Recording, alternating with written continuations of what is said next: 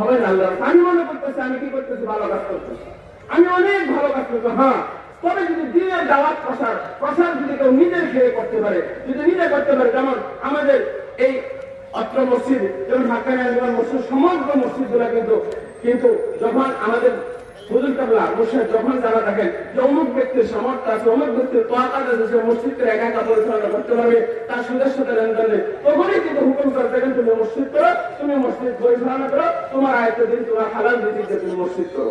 কিন্তু ফতোয়ার মধ্যে আসছে আশরাফ খান রহমাতুল্লাহ ফতোয়া, কোন মসজিদের টাইলস যদি হারাম টাকার মধ্যে করা হয়ে থাকে, সৌন্দর্য মণ্ডিত করা হয়ে থাকে, কিন্তু ওই টাকাটা যদি ওই টাকা থেকে যদি আসা হারাম লেনদেন থেকে 100 জনের কাছ থেকে নিলাম, শেষ জমানে আসলাম, এর মধ্যে থেকে 1 টাকা যদি হারাম ঢুকে যায়, এই টাইপ করলাম আশরাফ খান রহমাতুল্লাহ, তিনিও হাকিম মোহাম্মদ যাকে বলা হয় থাকে, তিনি বলেছেন এর মধ্যে থেকে যদি 1 টাকা যদি হারাম হয়, 1 টাকাই যদি হারাম হয়, তাহলে ওই টাইপ ভেঙে পুনরায় নির্মাণ করা হালাল টাকা দেওয়া, এটার উপরই কিন্তু ফতোয়া। কথা বলেন কি করবেন?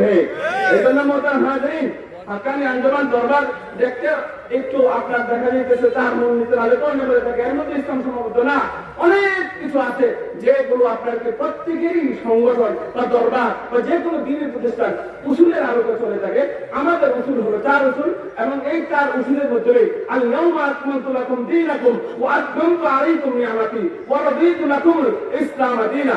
যেরকম ভাবে আল্লাহ পাক রব্বুল আলামিন ঘোষণা দিয়েছিলেন সেই বিদায় হজ্জের ভাষণে, আল্লাহর হাবিবের উপরে আয়াত অবতীর্ণ করেছিলেন, আজকে আমি ইসলামকে পরিপূর্ণ করে দিলাম। ঠিক তদ্রুপভাবে হাক্কানি আঞ্জুমানের মতো ইসলামের পরিপূর্ণ সারমর্ম এই তাকওয়ার পয়েন্টের ভিতরে আপনার কি আছে, অন্তর্ভুক্ত রয়েছে। আল্লাহ আমাদেরকে সর্বোপরি সাধ্যমতো তাকওয়া পথের ইচ্ছা অবলম্বন করে আমাদের হাক্কানি আঞ্জুমানের পরিপূর্ণ উন্নয়ন করার তৌফিক দান করুন। আমিন। ওয়া আখিরু দাওয়ানা আলহামদুলিল্লাহি রাব্বিল আলামিন। হাক্কানি দুরুদ। আল্লাহু আকবার।